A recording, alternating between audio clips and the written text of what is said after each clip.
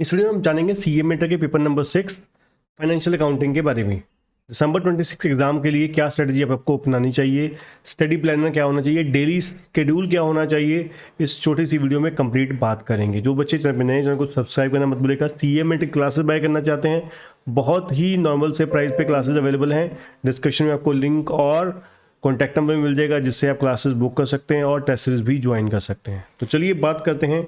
देखिए, आपको जैसे ही पता है फाइनेंशियल अकाउंटिंग जो है हमारा 100 मार्क्स का है। ये 2 पार्ट्स में डिवाइडेड है। 70 मार्क्स का डिस्क्रिप्टिव है और 30 मार्क्स का एमसीक्यू है। एमसीक्यू 15 एमसीक्यू आते हैं 2 नंबर के, और सभी एमसीक्यूज क्या होते हैं, सेपरेट होते हैं, इंडिविजुअल होते हैं। ठीक है। और जो एमसीक्यू हैं वो एक्चुअली में आपको प्रैक्टिकल भी हो सकते हैं, थ्योरेटिकल भी हो सकते हैं, कॉन्सेप्ट्स भी हो सकते हैं। आपको अलग से कुछ पढ़ने की जरूरत नहीं होती, उसके लिए सिलेबस नहीं है। जो आपका 70 का सिलेबस है वही 30 का एमसीक्यू का सिलेबस है, इसलिए वहीं से आप पढ़ सकते हो।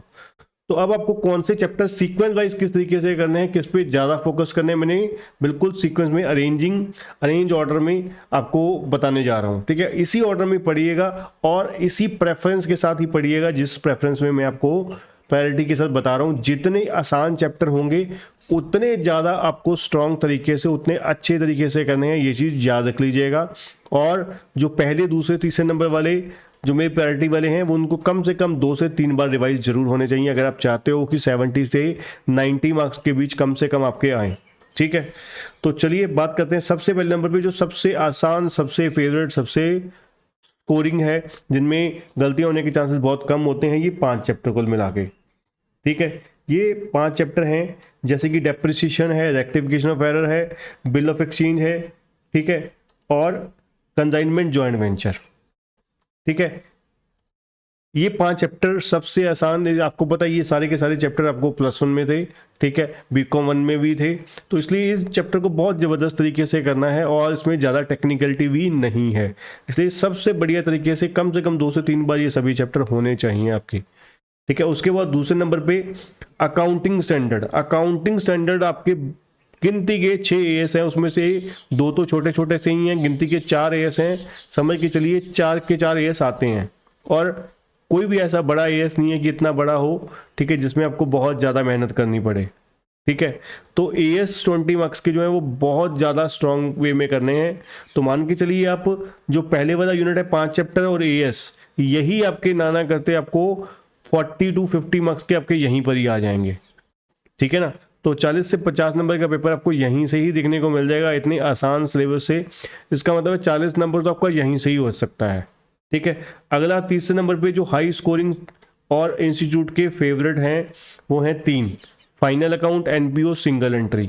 फाइनल अकाउंट और सिंगल एंट्री में से एक क्वेश्चन लॉन्ग आता है, ठीक है, और एक एनपीओ का आएगा। तो मतलब कम से कम 15 से 20 नंबर, 15 नंबर के आपके लॉन्ग क्वेश्चन, 14 नंबर के, सॉरी 7 नंबर के 2 लॉन्ग क्वेश्चन, और मान के चलिए 3 एमसीक्यू आपको इस चैप्टर में से, 3 चैप्टर में से जरूर आएंगे। मतलब 20 नंबर का पक्का यहीं से ही होने वाला है। तो इसलिए ये चैप्टर भी बहुत, इसलिए मैंने 1, 2, 3 जो है वो बहुत हाई स्कोरिंग सीक्वेंस वाले बोले हैं।